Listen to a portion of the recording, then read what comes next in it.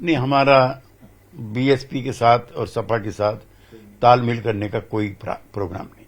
उत्तर प्रदेश में चुनावी बिगुल बज चुका है। सारी पार्टीज अब इस चुनाव को लेकर अपना हाथ आजमाना चाहती हैं।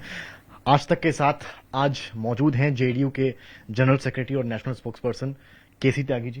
केसी जी, आपका बहुत स्वागत है आज तक पर। त्यागी जी, सबसे पहला सवाल मैं आपसे ले रहा हूं, यूपी इलेक्शंस नजदीक हैं, जेडीयू की क्या तैयारियां हैं, आपकी क्या तैयारियां हैं? नहीं, हम तो संस्थापक सदस्य हैं एनडीए के। हमारे एमपी भी रहे हैं, एमएलए भी रहे हैं, मिनिस्टर भी रहे हैं। 2017 में हमने चुनाव नहीं लड़ा था उत्तर प्रदेश विधानसभा का, और वो हमारी राजनीतिक भूल थी। उसके बाद हमने तय किया है कि इस बार हम उत्तर प्रदेश में चुनाव लड़ेंगे। हम सोचते हैं कि जो समाज के वंचित समाज के लोग हैं, marginalise section of the society हैं, महादलित हैं, अति पिछड़े हैं और किसान हैं, इनको जिस तरह का न्याय मिलना चाहिए, साझेदारी मिलनी चाहिए, उसका अभाव है। बिहार में इन वर्गों की इफेक्टिव साझेदारी है। राजकाज में इनके आरक्षण भी हैं, महिलाओं के भी आरक्षण हैं। तो उत्तर प्रदेश में हम लोगों ने 200 सीटें चिन्हित की हैं, जिन पर हम अपने उम्मीदवार उतारेंगे। ज्यादातर उम्मीदवार कृषक वर्ग और समाज के जो पसमानदा कमजोर तबके हैं उनके होंगे। सर, जैसा कि आपने बताया, आप इलेक्शंस में जो है पार्टी आपकी उतरने को तैयार है। इंडिपेंडेंटली उतरेंगे या किसी पार्टी से आप अलायंस कर सकते हैं यूपी चुनाव में? देखिए, अलायंस तो हमारा भारतीय जनता पार्टी के साथ रहा है। वो अगर इसे उपयोगी समझेंगे तो हमारी पहली प्राथमिकता जाहिर है भाजपा होगी। लेकिन सकारात्मक संदेश अगर नहीं होते हैं तो हम 200 सीटें तो हम लड़ेंगे। और जो इन तबकों की पार्टियां हैं, उत्तर प्रदेश में दर्जनों पार्टियां हैं जो समाज के कमजोर वर्गों के प्रतिनिधित्व होने का दावा और वायदा करती हैं, उनके साथ भी तालमेल कर सकते हैं अगर कोई प्रपोजल हमारे पास आता है। लेकिन हम चुनाव जरूर लड़ेंगे। नंबर 1 पे भाजपा मान लें हम, नंबर 2 पे आपने कुछ सोचा कि अगर भाजपा के साथ बात नहीं बनती है तो क्या? नहीं, हम अपना जो गठबंधन का धर्म है उसको भी नहीं छोड़ेंगे। हमें एहसास है कि हम भारतीय जनता पार्टी के साथ बिहार में गठबंधन में हैं। लिहाजा भाजपा की जो घुर विरोधी पार्टी हैं, सपा बसपा, उनके साथ गठबंधन का कोई सवाल ही पैदा नहीं होता। आप मुलायम सिंह यादव जी से बहुत क्लोज रहे हैं, आपके पुराने ताल्लुकात रहे हैं। क्या सपा की तरफ से अखिलेश यादव या मुलायम सिंह जी की तरफ से कोई भी आपके पास ऐसा हिंट आया हो कि आप इस बार यूपी चुनाव साथ में लड़ें? नहीं, चूंकि हम एनडीए में हैं इसलिए सपा एनडीए विरोधी पार्टियों में शुमार होती है। नेताजी से निजी तौर पर हमारे व्यक्तिगत रिश्ते हैं और हम उन्हें बहुत आदर और सम्मान की दृष्टि से देखते हैं। हालांकि उनका स्वास्थ्य इस समय ठीक नहीं है, लेकिन हमारी जो सहमना पार्टी है भाजपा, उसके मुख्य प्रतिद्वंदी दावेदार सपा है। लिहाजा सपा के साथ या बसपा के साथ सीटों के तालमेल का कोई प्रश्न नहीं। इसमें एआईएमआईएम भी जो है चुनावी उसमें कूदी है, शिवपाल यादव भी हैं और भी कुछ छोटी पार्टीज हैं राजभर। क्या ऐसा भी कुछ प्लानिंग है कि अगर कहीं बात नहीं बनती है तो छोटी पार्टीज के साथ? हमारे फ्रेमवर्क में एआईएम का कोई स्थान नहीं है। जहां तक राजभर की पार्टी है, चौहानों की पार्टी है, निषादों की पार्टी है, कुशवाहा लोगों की पार्टी है, ऐसे दल अगर कोई गठबंधन बनाना चाहते हैं पिछड़े वर्गों के लोगों का, तो उसको हम जरूर परख सकते हैं। मतलब हम मान लें कि अगर भाजपा से बात नहीं बनती है तो जेडीयू छोटे दलों के साथ जा सकती है? हाँ, इसमें हमें कोई परहेज नहीं है, चूंकि हमारी जो बूथ केमिस्ट्री है बिहार की, ये उससे मिला जुला गठबंधन। आप लखनऊ में आए हैं, आपने बैठकें भी करी हैं इलेक्शन को लेकर, क्या बातचीत हुई है, क्या कुछ नतीजा निकला इसको लेकर? नहीं, कार्यकर्ता उत्साह में हैं और एक दौर में तो जनता दल की यहां पर सरकार रही है। लेकिन वीपी सिंह जी के संन्यास लेने के बाद दल लगातार टूटता रहा और उसका बड़ा हिस्सा समाजवादी पार्टी में चला गया। लेकिन कार्यकर्ता दोबारा इसको रिवाइव करने के मूड में है, चूंकि जिन तबकों की हिस्सेदारी वीपी सिंह के नेतृत्व में राजकाज में हुई थी, वो तबके अपने आप को उपेक्षित और ठगा महसूस करते हैं। लिहाजा उन वर्गों में जोश भर के एक नए रक्त का संचार किया जा सकता है। यूपी, आप वरिष्ठ नेता रहे हैं, आप देख रहे हैं यूपी में क्या चल रहा है, भले कोरोना का टाइम रहा हो या उसके बाद का टाइम रहा हो, क्या आपके हिसाब से सब कुछ सही चल रहा है? नहीं, कोरोना ने पूरे विश्व को हिलाया है। पूरे विश्व की जो अर्थव्यवस्थाएं हैं वो हिला दी हैं। जो सबसे ताकतवर इकोनॉमी थी अमेरिका की, वो 30% के माइनस में चली गई। यूरोपियन यूनियन खराब है, भारत भी उससे अछूता नहीं रहा है। राज्य सरकारें, कोई सरकारें कितना बड़ा क्लेम करें, सामान्य जन को बेड, बिस्तर, दवाई और ऑक्सीजन से लेकर के जीवन की उपयोगी जितनी भी वस्तुएं थी, सबका अभाव रहा है। और निसंदेह हमें स्वीकार करना चाहिए, हमारा 1% भी बजट का इस पर खर्च नहीं होता है।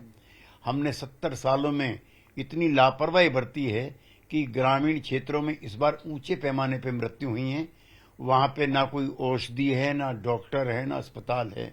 लिहाजा राज्य सरकारों को भी और केंद्र सरकार को भी इसका बजट बढ़ाना चाहिए। कम से कम 3% का बजट केंद्र सरकार का हो और 7 या 8% का राज्य का। यूपी भाजपा से, योगी सरकार से कहीं ना कहीं ब्राह्मण है, माइनॉरिटीज हैं, वो नाखुश हैं, दलित नाखुश नजर आते हैं, ऐसा बताया जा रहा है। आप इससे इत्तेफाक रखते हैं? नहीं, समाज में बेचैनी है। एक तो सभी वर्गों को, सभी समूहों को हिस्सेदारी समान चाहिए राजकाज में। अब समाज का जो कमजोर तबका है वो भी जाग चुका है। पहले जैसा नहीं बचा है कि गांव में एक आदमी जाता है और संपूर्ण गांव उसके कहने से वोट देता। अब पहले जैसा नहीं बचा। लिहाजा भाजपा के सामने ये चुनौती जरूर है कि वो जो 2017 का उसका मैंडेट था उसको कैसे रिपीट करती है। चूंकि बहुत बेचैनी समाज में बदलाव को लेकर के भी उठती रहती हैं और अपनी अपनी हिस्सेदारी को लेकर के भी उठती रहती हैं। कुर्मी हो गया, ईस्टर्न यूपी हो गया, कहीं ना कहीं आपकी पकड़ है वहां पे। आपको क्या लगता है, अगर भाजपा के साथ नहीं जाते तो कितना इम्पैक्ट होगा? देखिए, नीतीश कुमार जी सामाजिक बदलाव की जो सबका साथ सबका विकास है, तो वहां न्याय के साथ विकास के नारे के साथ हम लोग पिछले 15 साल से राजकाज में हैं। और जो कमजोर तबके हैं उनके इस समय देश में सबसे बड़े चैंपियन कर्पूरी ठाकुर के बाद नीतीश कुमार। वहां अति पिछड़ा वर्ग हमने आयोग बनाया, हमने महादलित वहां पर आयोग बनाया। जो तबके मंडल में और आरक्षण में छूट गए थे उनकी भी हमने हिस्सेदारी कराई। लिहाजा नीतीश कुमार जी जब 2017 से पहले उत्तर प्रदेश में सभाएं कर रहे थे, उन्होंने लगभग 1 दर्जन सभाएं की, 1-1 लाख की कई मीटिंगें उनकी हुई थी। और हमें उसी के बलबूते पे यकीन है कि हम चुनाव में उतरेंगे तो हमारी पार्टी चुनाव में अच्छा परफॉर्मेंस करेगी। मायावती को जो है भाजपा की पार्टी भी बताया जा रहा है, जिस तरह के बयान या ट्वीट्स आ रहे हैं, आप कितनी सहमति है आपकी? देखिए, मायावती जी जिस आंदोलन से निकल करके आई हैं वो डॉक्टर अंबेडकर का समाज परिवर्तन का नारा था, जिसको काशीराम जी ने उत्तर भारत में बढ़ाया। मायावती जी ने भी दलित वर्गों के सोशल और इकोनॉमिक एम्पावरमेंट के लिए कई काम किए, लेकिन उनके पार्टी चलाने का तौर तरीका वो पार्टी के न कार्यकर्ताओं को पसंद है और न नेताओं को पसंद है। इसलिए ऊंचे पैमाने पर वहां से लोगों का जाना शुरू है और आज की तारीख में वो सत्ता की गंभीर दावेदार है। मैं ऐसा नहीं मानता। अगर इनकेस जेडीयू और बीएसपी मिलते हैं, अगर इनकेस, तो क्या कुछ इम्पैक्ट हो सकता है? नहीं, हमारा बीएसपी के साथ और सपा के साथ तालमेल करने का कोई प्रोग्राम नहीं। आप इतने वरिष्ठ नेता रहे हैं, आपने इमरजेंसी का दौर देखा है, तब के दौर को और आज के दौर को आप कैसे कंपेयर करते हैं? नहीं, इनकी कोई तुलना नहीं है। एक परिवार का राज कायम करने के लिए श्रीमती गांधी ने आपातकाल लगाया था। 12 जून के बाद जब उनका चुनाव रद्द हो गया तो उनको नैतिकता के आधार पर इस्तीफा देना चाहिए था। उन्होंने इस्तीफा ना दे करके विपक्ष को ही एक्यूज करना शुरू कर दिया और सारे विपक्ष के नेता बंद कर दिए। अब जो उसकी तुलना करते हैं, मैं इस किसान आंदोलन का भी समर्थक हूं, लेकिन पिछले 7 महीने से किसान धरने पे बैठे हैं। सरकार ने उनकी मांगे नहीं मानी, ये अलग बात है, लेकिन क्या 26 जून को ऐसा संभव था? 1200 पत्रकार जेल गए, क्या आज ऐसा हो रहा है? और 2 लाख के करीब कार्यकर्ता हमारे जैसे जेलों में रहे, ऐसा आज संभव नहीं है। लिहाजा आज की परिस्थितियों को उस समय की जो घोषित इमरजेंसी तुलना करना बेमानी है।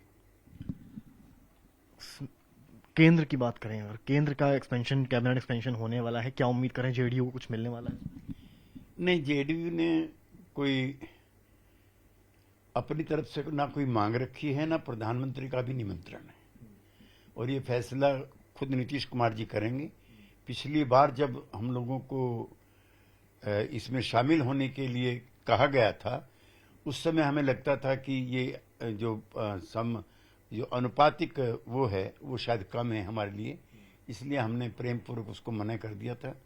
कोई प्रोपोर्शनल रिप्रेजेंटेशन जेडीयू की ताकत के हिसाब से अगर मिलता है तो नीतीश कुमार जी इसमें अंतिम फैसला लेंगे। बिहार में सब कुछ ठीक नहीं है, चिराग पासवान को लेकर आपका क्या वक्तव्य है? देखिए, रामविलास जी हम लोगों के पुराने मित्र और साथी रहे हैं। हमने 40 साल से ज्यादा समय तक उनके साथ काम किया है। उनके साथ काम करते हुए कोई दुविधा नहीं थी, लेकिन चिराग पासवान का अनुभव कम है, राजनीतिक महत्वाकांक्षाएं ज्यादा हैं। उन्होंने पिछले विधानसभा चुनाव में आरजेडी को जिताने का काम किया। अगर उन्होंने एनडीए में रहते हुए चुनाव लड़ा होता तो उनको भी फायदा होता और एनडीए को भी फायदा होता।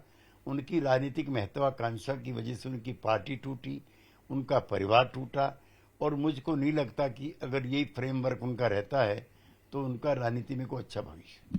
एक आखिरी सवाल आपसे ले रहा हूँ कि यूपी में है, आप लखनऊ में हैं इस वक्त। पंचायत चुनाव में जेडीयू लड़ी इंडिपेंडेंट, पर बहुत खास उसके रिजल्ट्स नहीं आए। तो पंचायत चुनाव को देखते हुए यूपी चुनाव को लेकर जेडीयू की जो तैयारी किस लेवल पे होगी, क्या डायरेक्शन में आप लोग काम करेंगे? देखिए, हम लोग लंबे समय से लोक दल में, फिर जनता पार्टी, जनता दल में सब काम करते रहे हैं। जो समाज के जो कमजोर लोग हैं, किसान हैं, मैं मानता हूं कि एमएसपी खत्म नहीं होगी, लेकिन एमएसपी पर किसी भी किसान को दाम भी नहीं मिलेंगे। गेहूं का दाम अगर 1800 रुपये क्विंटल है, 1000 रुपये क्विंटल किसान को मिलते हैं। पिछले 15-20 वर्षों में लगभग 40 लाख करोड़ रुपए का नुकसान किसानों को हो चुका है। सबसे पहला तो हमारी मांग, अपनी पार्टी, हम चूंकि एनडीए में हैं, किसानों के साथ वार्ता करनी चाहिए, संवाद करना चाहिए। इन्हीं किसानों की वोटों ने मोदी जी को और योगी जी को सत्ता सौंपी है, इसलिए उनको अन्य मतदाता नहीं मानना चाहिए। बहुत शुक्रिया सर।